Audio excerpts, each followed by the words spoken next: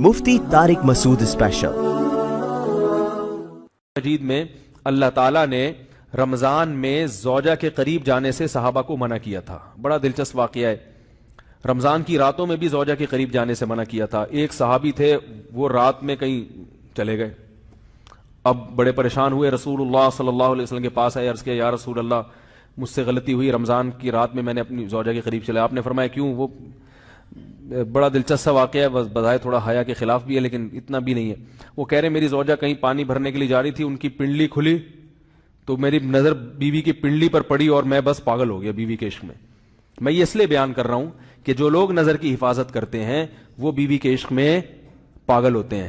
جو دن رات انٹرنیٹ پر پنڈلیاں دیکھتے رہتے ہیں انہیں بیوی کی پنڈلی بھی کیا شکل بھی اچھی نہیں لگتی ان کو. بد نظری کا یہ عذاب ہے, وبال ہے کہ جو اللہ نے گھر میں آپ کے لیے بٹھائی ہے وہ آپ کو اچھی نہیں لگے گی.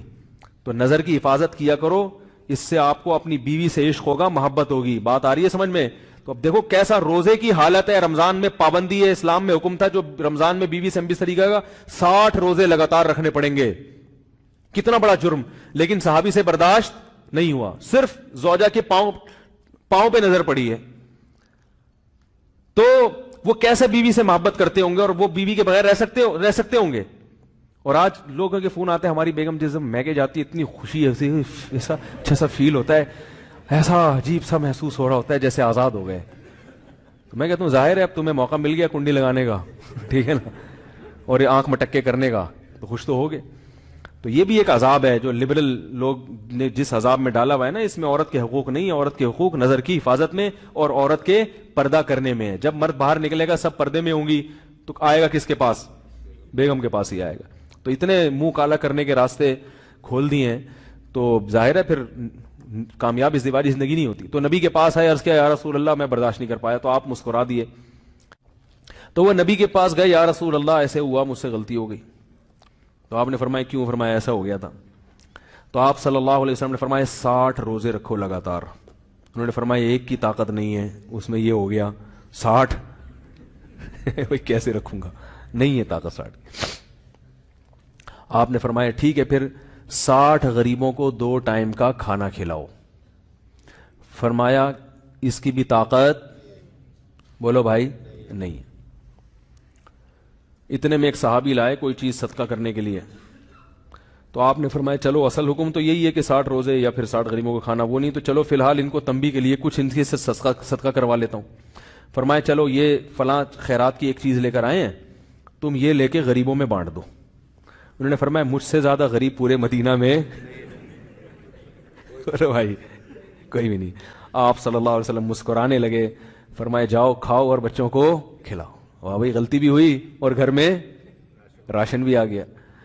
تو اس کے بعد قرآن کی آیت نازل ہوئی کہ احل لکم لیلۃ الصیام الرفث الی نسائکم ہن لباس لکم وانتم لباس لہن علم اللہ انکم کنتم تختانون انفسکم فتاب علیکم وعفى عنکم فالآن باشروہن وابتغوا ما کتب اللہ لکم.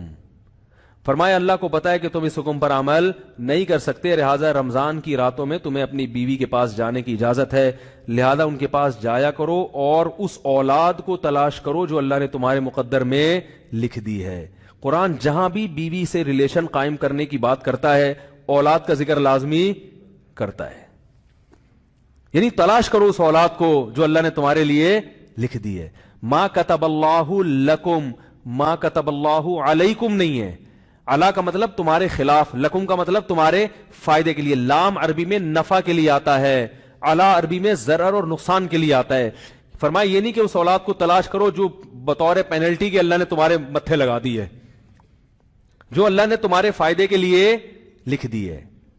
اس سے پتہ چلتا ہے اسلام اولاد کی کثرت پہ کس قدر حریص ہے. بات آ رہی ہے اور بھی اس بارے میں آیتیں ہیں قرآن مجید کی, مگر میں اب زیادہ تفصیل میں نہیں جاؤں گا.